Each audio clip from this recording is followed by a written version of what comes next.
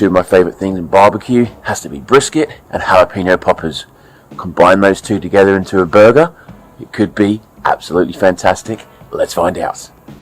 I'm not going to waste too much time on talking about the brisket prep today. It was super simple, easy, backyard cook, nothing fancy. I just took out the hard fat. There's a little bit of decal in this small brisket.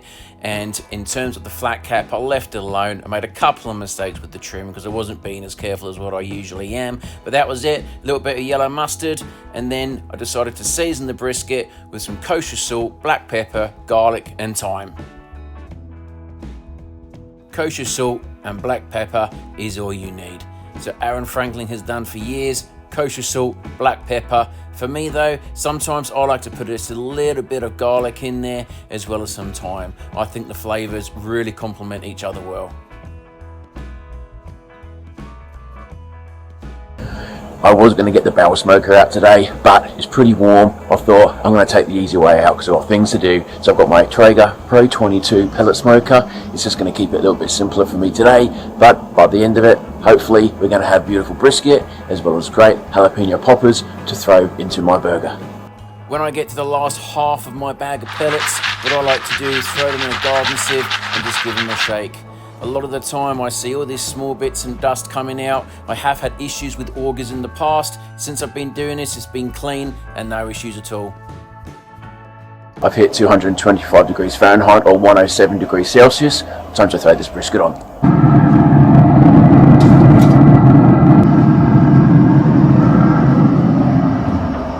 Five and a half hours later, I should have a beautiful smoke colour now. Let's check it out.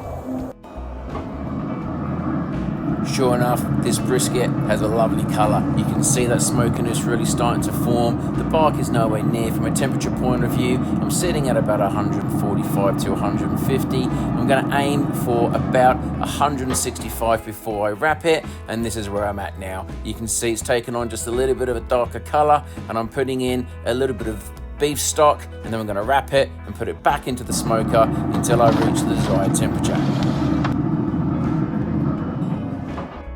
Whilst that's smoking away, let's turn our attention to our jalapeno poppers. So with jalapeno poppers, they're pretty simple. You get your jalapeno, de-seed it, you've got some Philadelphia cream cheese, your favorite rub, and some bacon. Wrap it up. These things are delicious on their own. I'll leave a link in the description for the recipe. Temperature for brisket is about 203 to 206 degrees Fahrenheit. I'm sure most of you watching this video already know that, but I was hitting that temperature. Time to throw it up into an esky and let it rest for the next 60 to 90 minutes while I'm cooking these jalapeno poppers. The smoker has now been turned up to 350 degrees Fahrenheit. After 90 minutes, my poppers are pretty much done. So let's get our brisket, slice it. I've got a nice smoke ring there. It felt good. It smelled good. The presentation wasn't the best, but considering this was mainly a flat, it was super tender and delicious. A quick toasting of the buns, as well as a little bit of cheese on top. Now let's throw together the brisket jalapeno popper burger, starting off with a little bit of slaw. A generous amount of brisket is always needed. Sweet barbecue sauce. Grab yourself 2 jalapeno poppers. If you want to go extra spicy, get a third. And then that leftover cream cheese with your favorite rub. A little bit on top of the bun. Squeeze it down and just look at that burger in all its glory. Absolutely delightful. All right, here we go. So we've got our brisket jalapeno popper burger. I cannot wait to give this thing a go. I've been wanting to do this for a few weeks. It looks spectacular. It looks juicy. Let's dig in and give this thing a go.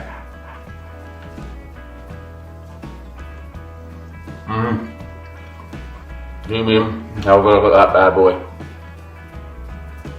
That is absolutely freaking outstanding. Brisket, jalapeno poppers combined into a burger. Does it get any better? Oh, thanks for watching, guys. See you again in the next video. It was the first time I cooked these burgers, and it certainly won't be the last. At Albatross Barbecue, a lot of the cooks that we do, sometimes it is our first attempt. That's because we're learning, we want to learn by our mistakes, we want to share our experiences. Look, thanks for watching, guys. We really appreciate it. And if you enjoy the channel, don't forget to hit that like and subscribe button. We'll see you again in the next one.